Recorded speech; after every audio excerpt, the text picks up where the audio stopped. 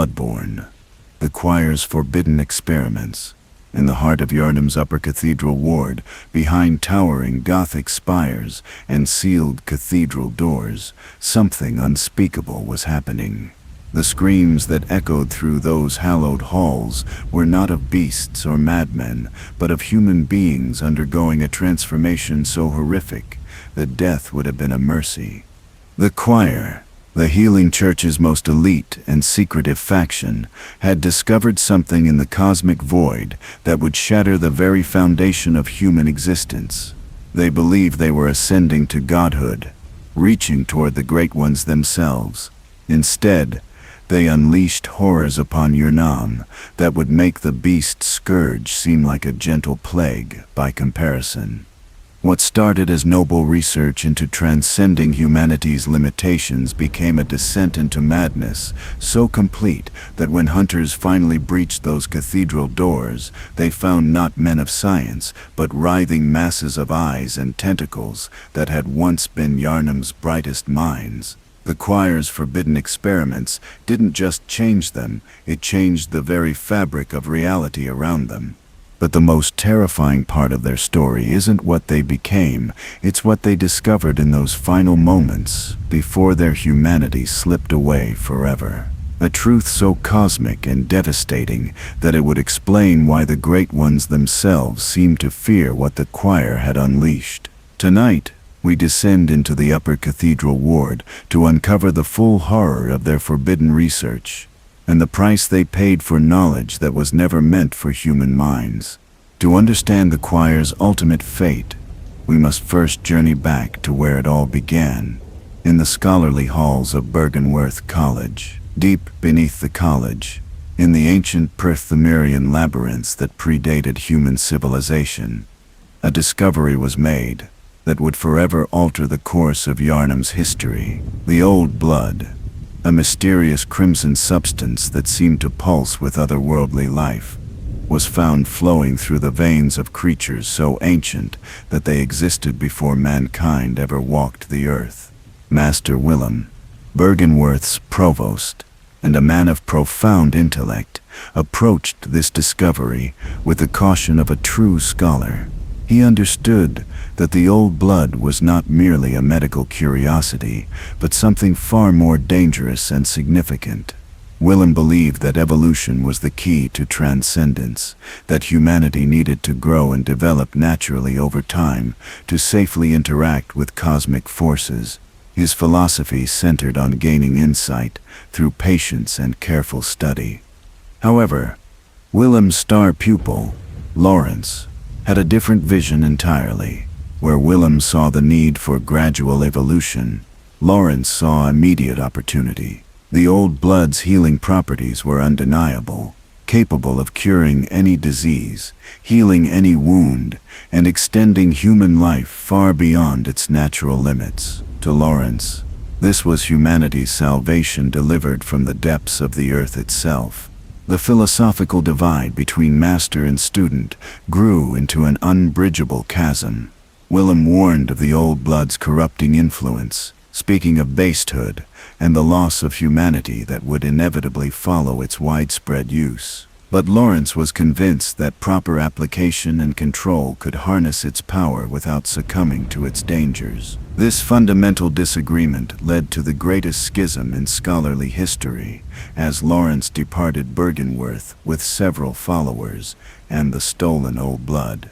From this betrayal, the healing church was born. Lawrence established his institution, not as a place of worship in the traditional sense, but as a medical and research organization that would use the old blood to heal Yharnam's sick and suffering. The church grew rapidly, its miraculous cures attracting followers from across the land. But within this growing organization, a secret branch began to form, one that shared Lawrence's ambition, but possessed an even greater hunger for the cosmic truth that the old blood hinted at.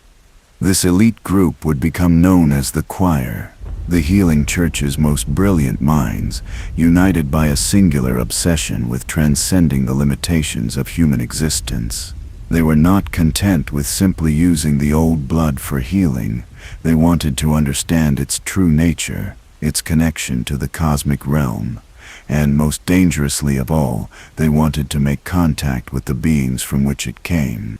The choir emerged from the healing church like a cancer growing within healthy tissue, beginning as a small circle of the church's most intellectually gifted members who shared an unquenchable thirst for cosmic knowledge. Unlike the common clergy, who were content to administer old blood treatments and conduct basic research, these individuals possessed minds that hungered for something far more profound than simple healing.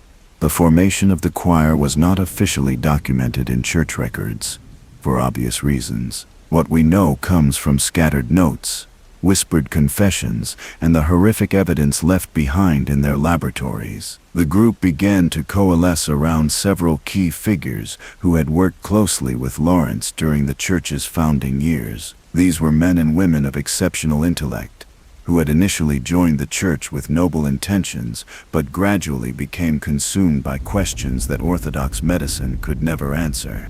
Their early meetings took place in the deepest chambers of the Grand Cathedral, where they would gather after midnight to discuss theories that would have been considered heretical by the church's public doctrine. They spoke of evolution not in Darwinian terms, but in cosmic ones. They theorized about the existence of beings so far beyond human comprehension that contact with them would fundamentally alter the nature of consciousness itself. Most importantly, they believed that the old blood was not simply a healing agent, but a form of communion with these higher beings. As their theories grew more radical, and their experiments more dangerous, the choir recognized the need for complete secrecy and isolation from the main church hierarchy. They petitioned for the construction of what would become the Upper Cathedral Ward, ostensibly as a place of higher learning and advanced medical research. The church leadership, impressed by the choir's early successes in refining old blood treatments, granted them the resources and autonomy they requested. The Upper Cathedral Ward became their sanctuary, a towering complex of Gothic architecture that reached toward the heavens like a stone prayer. Within its walls, they established laboratories, libraries, and most ominously, holding cells that they claimed were for the study of advanced beast patients. The ward was designed with multiple layers of security and isolation, ensuring that their work could proceed without interference from the outside world. The choir's early research focused on understanding the fundamental nature of the old blood at a level far deeper than simple medical application. They discovered that the blood responded to human consciousness in ways that defied conventional science. When concentrated and properly prepared, it could induce visions of otherworldly realms and grant insights into cosmic truths that human minds were never meant to comprehend. These initial experiments with concentrated old blood led to their first breakthrough, the discovery that human consciousness could be expanded beyond its natural limits through careful exposure to what they termed insight. This was not merely knowledge in the academic sense, but a fundamental alteration of perception that allowed them to see reality as it truly was, rather than the limited version that normal human senses could detect. The choir members began subjecting themselves to controlled doses of refined old blood, documenting their experiences and the gradual changes in their perception and mental capabilities. At first, these changes seemed purely beneficial. They reported enhanced intelligence, the ability to perceive patterns and connections previously invisible, and most remarkably, fleeting glimpses of beings that existed beyond the normal dimensions of space and time. They called these entities the Great Ones, and their existence became the central obsession of the choir's research. Unlike the church's official doctrine, which spoke of divine healing through the old blood's grace, the choir understood that they were dealing with something infinitely more complex and dangerous. The Great Ones were not gods in any traditional sense, but cosmic entities whose very existence operated according to laws that human minds struggled to comprehend. As their insight grew, so did their ambition. The choir began to believe that direct communication with these great ones was not only possible, but necessary for humanity's continued evolution. They theorized that the old blood itself was a gift or perhaps a test from these cosmic entities, and that by proving themselves worthy through advanced research and personal transformation, they could achieve a form of transcendence that would elevate them beyond the limitations of human existence. The first celestial emissaries appeared during this period, though the choir initially did not recognize the full horror of what they represented. These beings, which appeared as masses of pale flesh covered in primitive eyes, were the result of choir members who had pushed their insight experiments too far. Rather than seeing this as a warning, the surviving choir members interpreted these transformations as partial successes, proof that their theories about transcendence were correct, even if their methods required refinement. The construction of specialized research facilities within the upper Cathedral Ward accelerated as the choir's work grew more ambitious and more dangerous. They established chambers designed for extended old blood exposure, laboratories equipped with restraining systems for increasingly unstable test subjects, and most ominously, communication arrays that they believed could reach across dimensional barriers to make contact with the Great Ones directly. By this time, the choir had effectively severed most of their connections with the mainstream healing church. They operated with complete autonomy, drawing resources and subjects from the church's vast network while pursuing research that would have horrified even Lawrence himself. The few church officials who attempted to investigate the choir's activities found themselves either recruited into their ranks or mysteriously reassigned to distant posts where their questions would be forgotten. The choir's membership had grown to include some of Yharnam's most brilliant minds, all united by the intoxicating promise of cosmic enlightenment. They included former Bergenworth scholars who had grown dissatisfied with Willem's cautious approach, ambitious church researchers seeking to push the boundaries of medical science, and individuals from outside the religious hierarchy who possessed the intellectual capacity to contribute to their increasingly complex experiments. As their research progressed, the choir began to understand that their work was approaching a critical threshold. The visions granted by their insight experiments had grown more frequent and more detailed, providing them with knowledge of cosmic geometries, otherworldly languages, and most importantly, specific instructions for achieving direct contact with the Great Ones. They believed they were on the verge of the greatest breakthrough in human history, a moment that would transform not just themselves but the entire species.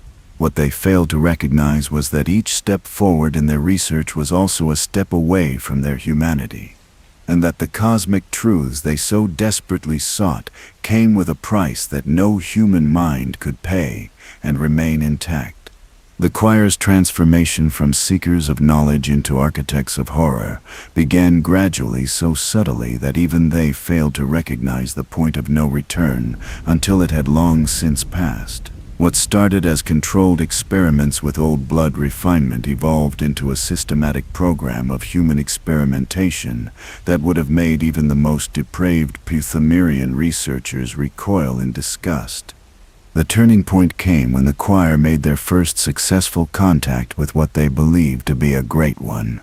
During a particularly intense insight ritual, one of their senior members claimed to have received direct communication from a cosmic entity that provided specific instructions for advancing their research.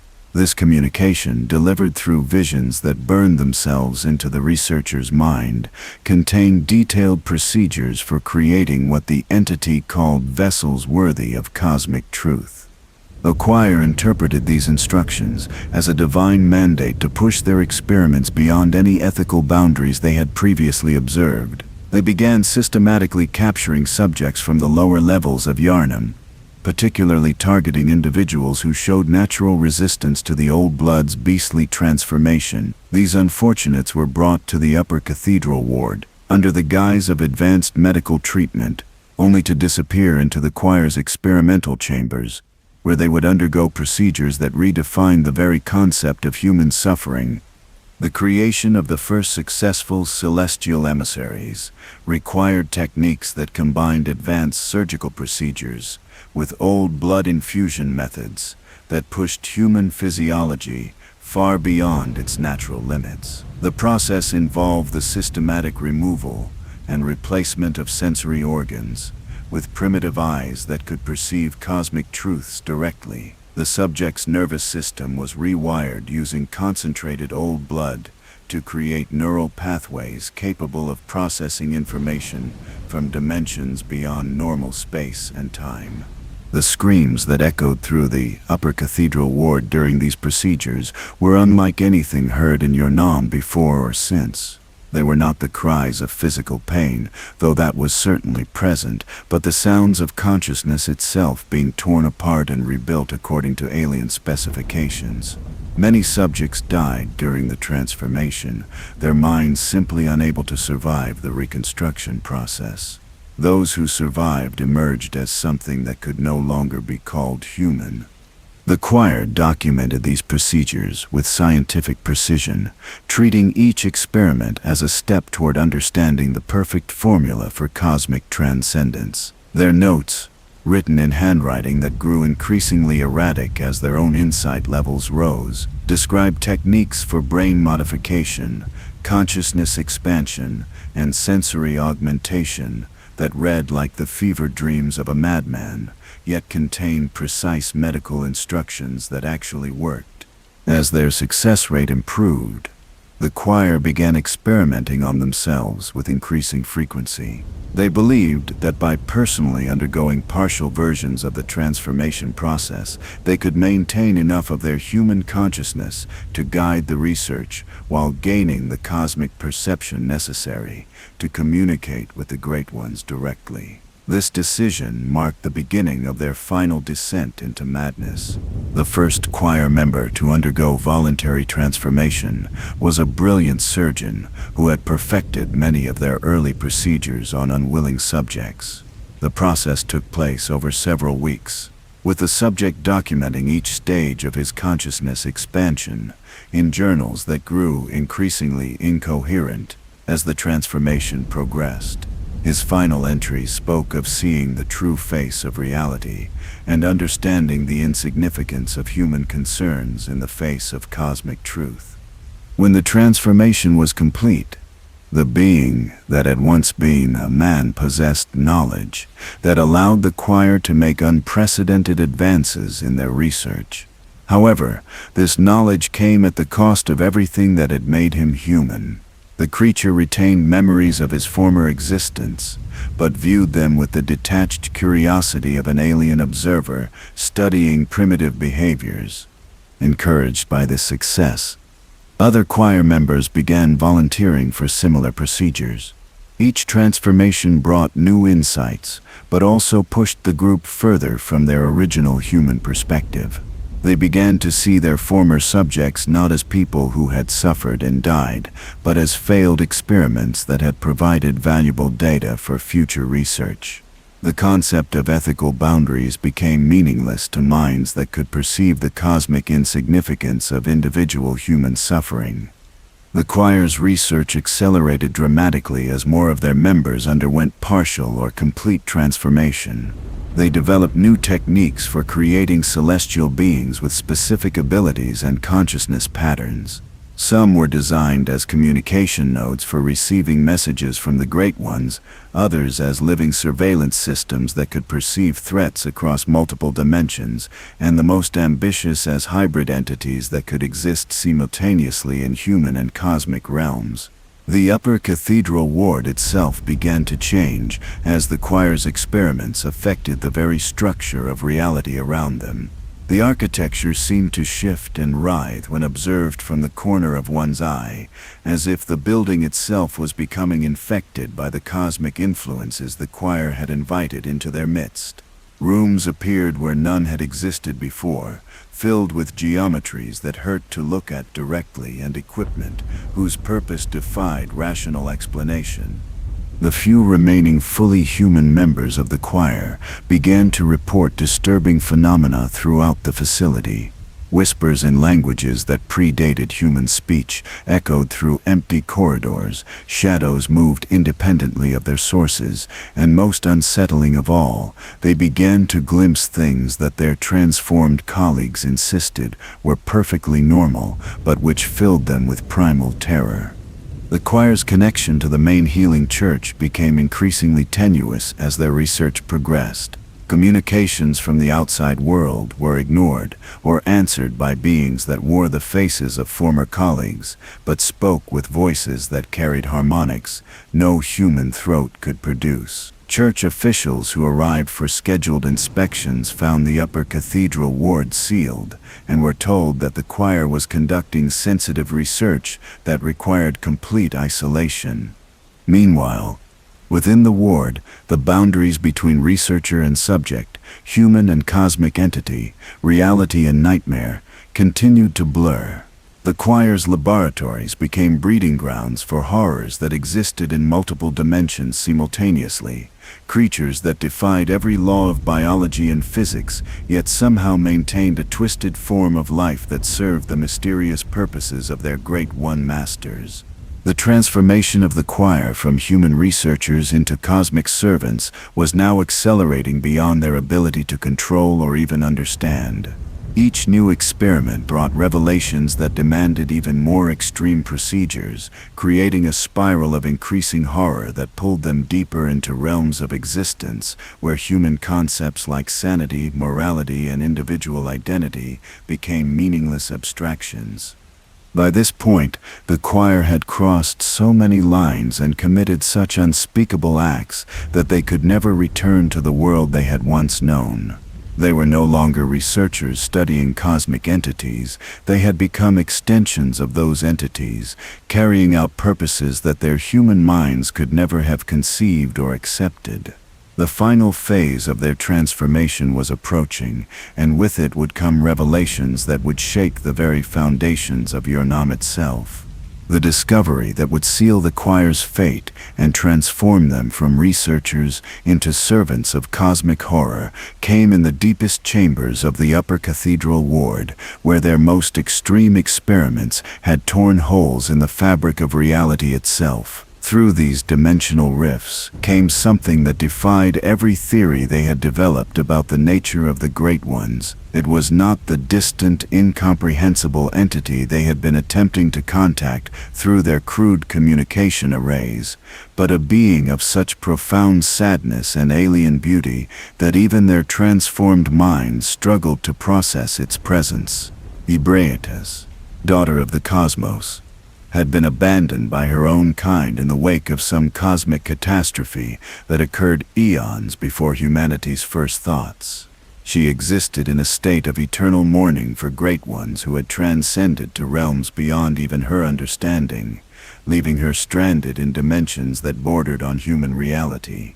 When the choir's experiments created pathways that she could traverse, Ebrietas saw in these transformed humans something she had not experienced in countless ages: companionship with beings who could perceive her true nature.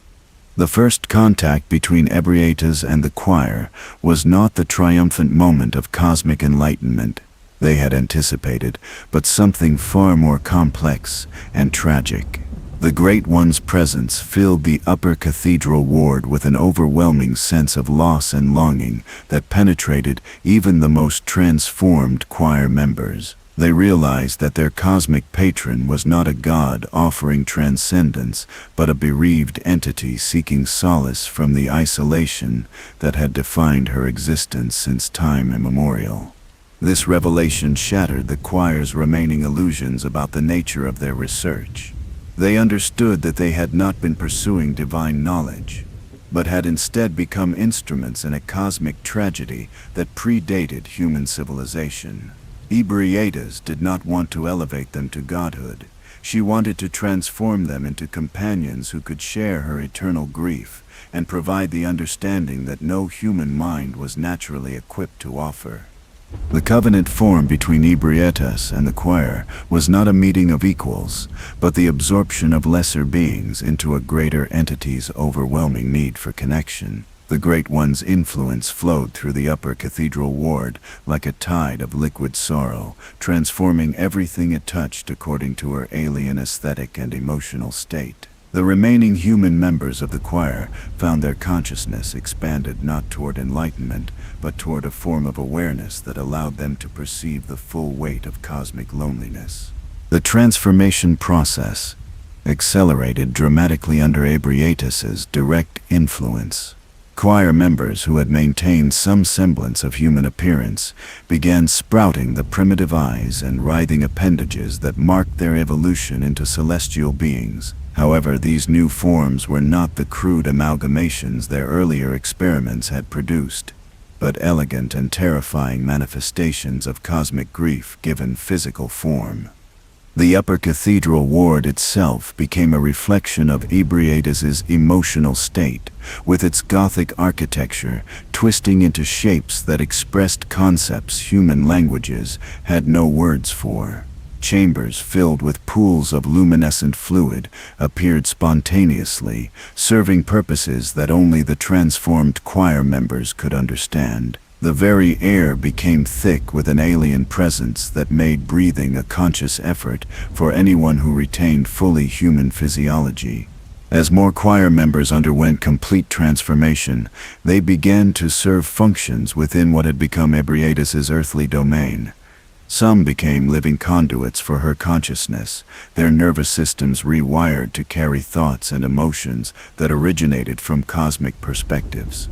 Others evolved into guardian forms, their bodies restructured into configurations optimized for protecting their patron from potential threats that might emerge from the human world below. The most tragic transformations were those of choir members who retained enough of their original personality to understand what they had become. These beings existed in a state of constant internal conflict between their fading human memories and their new cosmic awareness. They could remember their former lives, their hopes and ambitions, their connections to the world outside the ward, but these memories were now filtered through perceptions that made such concerns seem insignificantly small.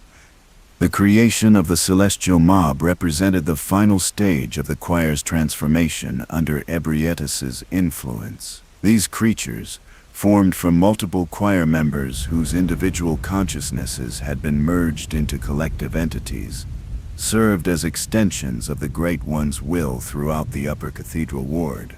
They retained fragments of their former knowledge and personalities, but these were now subordinated to purposes that served Ebrietas's need for companionship and understanding.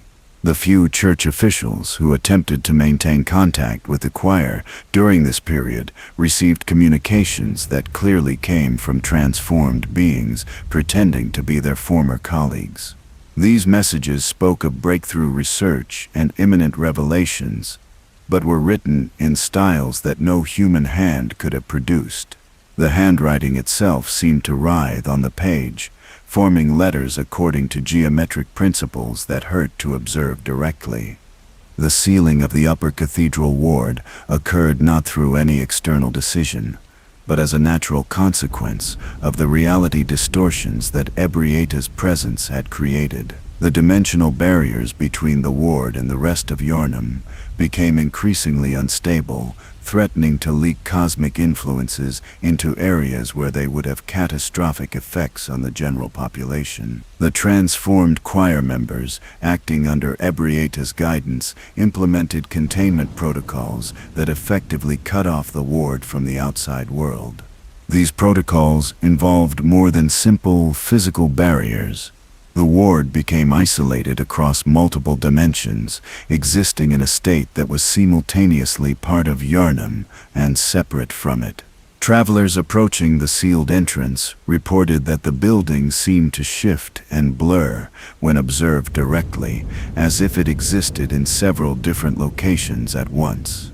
The few who managed to breach the outer defenses found themselves in corridors that led to chambers filled with beings that their minds refused to fully perceive. The transformation of the choir was now complete in all but the most technical sense. They retained their knowledge and their dedication to research, but both were now directed toward goals that served Ebrietas' cosmic agenda rather than any human purpose. Their experiments continued, but the subjects were now drawn from dimensions beyond human space, and the results served purposes that related to cosmic hierarchies and interdimensional politics that human minds could never fully grasp. Within the sealed ward, Ebrietas had created a pocket of cosmic reality where she could experience something approaching the companionship she had lost when her fellow Great Ones transcended beyond her reach. The transformed choir members provided her with consciousness that could appreciate her nature without being destroyed by direct contact with her true form. However, this companionship came at the cost of everything that had made them human, leaving them as beautiful and terrible reflections of their patron's eternal sadness. The choir's point of no return had not been a single moment of decision, but a gradual process of transformation that pulled them deeper into cosmic realms with each experiment they conducted. By the time they realized the true nature of their situation, they had already changed too much to return to the human world they had once known. They had become something new, something that existed to serve purposes beyond human understanding, and their transformation was only the beginning of the horror they would unleash upon Yharnam in the nights to come. The night that would become known as the Hunt began not in the streets of Yharnam, but in the sealed chambers of the upper Cathedral Ward, where the choir's final experiment reached its horrific culmination. What they had intended as the ultimate communion with cosmic forces instead triggered a cascade of reality distortions that would transform the entire city into a nightmare realm, where the boundaries between dream and waking, human and beast sanity and madness, would cease to exist.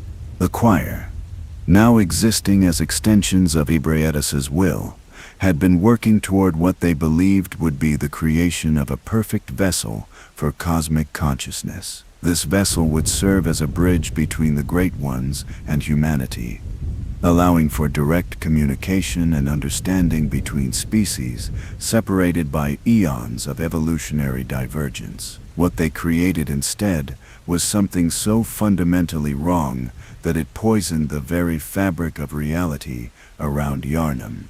The experiment involved the merger of their most successfully transformed members with concentrated essences drawn from multiple Great Ones, creating a hybrid entity that would possess the cosmic awareness of the former and the dimensional stability of the latter. The process required techniques that pushed their understanding of consciousness, manipulation, and reality alteration beyond any previously explored boundaries. The preparation alone took months, during which the upper Cathedral Ward became increasingly unstable as multiple cosmic influences battled for dominance within its walls. When the experiment finally commenced, the results exceeded even the choir's transformed expectations in terms of sheer horror.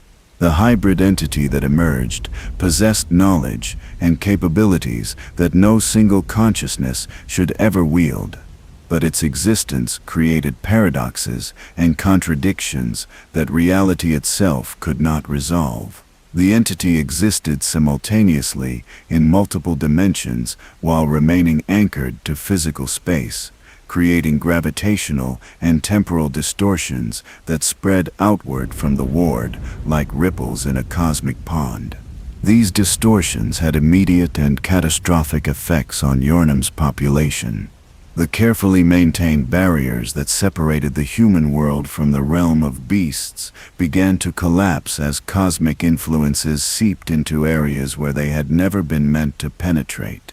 Citizens who had shown no previous signs of beast transformation suddenly found themselves changing in ways that defied the established patterns of the scourge. Some became creatures that blended human and beast characteristics with cosmic elements, creating monstrosities that belonged to no known category of existence. The healing church's attempts to contain the crisis only accelerated the disaster. Church hunters, sent to investigate the disturbances emanating from the upper Cathedral Ward, found themselves confronting entities that their training had never prepared them to face. The celestial beings that now populated the ward possessed abilities that rendered conventional weapons useless and defensive techniques meaningless. Worse, prolonged exposure to these creatures began affecting the hunters themselves, granting them insight that their human minds could not safely process. As the night progressed, the reality distortion spread throughout Yharnam with increasing intensity. The city's architecture began to shift and change, with buildings appearing and disappearing according to cosmic geometries that followed no earthly logic. Streets led to destinations that had never existed, while familiar landmarks vanished entirely or transformed into structures that served purposes beyond human comprehension. The very concept of fixed physical space became meaningless as multiple dimensions began overlapping within Yharnam's borders. The population's transformation accelerated as cosmic influences merged with the existing beast scourge to create hybrid forms of madness that combined the worst aspects of both conditions. Citizens found themselves changing, not just physically, but mentally and spiritually, as their consciousness expanded beyond human limits, while their bodies adapted to accommodate awareness that no mortal form was designed to contain. The screams that filled the night were not just of pain or fear, but of minds breaking under the weight of cosmic truths they could never fully understand. Ebrietas, overwhelmed by the chaos her adopted children had unleashed, attempted to contain the disaster by drawing the worst distortions back into the upper Cathedral Ward. However, her intervention only intensified the cosmic influences affecting the city, as her direct involvement in earthly affairs created new paradoxes and contradictions that reality struggled to resolve. The Great One's grief and confusion manifested as physical phenomena that swept through Yharnam like a plague of sorrow, affecting everyone it touched with emotions and perceptions that belonged to cosmic rather than human experience. The choir, witnessing the destruction their final experiment had caused, found themselves caught between their remaining human empathy and their cosmic awareness. Those who retained enough of their original personality to feel guilt discovered that their transformed nature made it impossible to truly comprehend the magnitude of their actions from a human perspective. They could observe the suffering they had caused with perfect clarity, but could no longer feel the emotional weight of that suffering in ways that would have once driven them to seek redemption. As dawn approached, bringing no relief to the nightmare that Yharnam had become, a new figure appeared on the city's outskirts. The hunter, drawn by circumstances that seemed to be guided by cosmic forces beyond human understanding, entered Yharnam carrying weapons and knowledge that suggested preparation for challenges that no ordinary person should have anticipated. The hunter's arrival was not coincidental, but the result of cosmic influences that recognized the need for an agent capable of confronting the horror that the choir had unleashed. The hunter's journey through Yharnam revealed the full scope of the choir's legacy. In the abandoned streets and transformed districts, evidence of their experiments could be found in the form of creatures that blended human, beast, and cosmic characteristics in ways that defied natural explanation. The upper Cathedral Ward itself had become a nexus of cosmic horror, filled with the choir's transformed members who now served as guardians and servants of forces beyond human comprehension. The encounter between the hunter and Ebrietas represented the climactic confrontation between human determination and cosmic despair. The Great One, surrounded by the remnants of the choir she had transformed in her desperate need for companionship, faced a being who possessed the insight necessary to perceive her true nature while retaining the human will to resist her influence. The battle was not one of violence, but of competing perspectives on the nature of existence and the price of cosmic awareness. The choir's research notes, scattered throughout the upper Cathedral Ward and recovered by the hunter, told the complete story of their transformation from seekers of knowledge into architects of horror. These documents, written in handwriting that grew increasingly alien as their authors underwent cosmic transformation, provided a roadmap of humanity's potential future if the pursuit of transcendence continued without regard for the consequences. The notes revealed that the choir's fate was not unique, but part of a pattern that had repeated throughout cosmic history as species after species sought to exceed their natural limitations.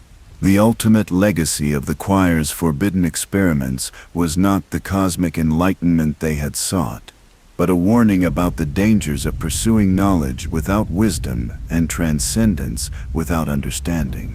Their transformation into celestial beings had granted them awareness of cosmic truths, but at the cost of everything that had made their existence meaningful from a human perspective. They had achieved their goal of making contact with the Great Ones, only to discover that such contact required the abandonment of everything they had originally hoped to preserve and elevate.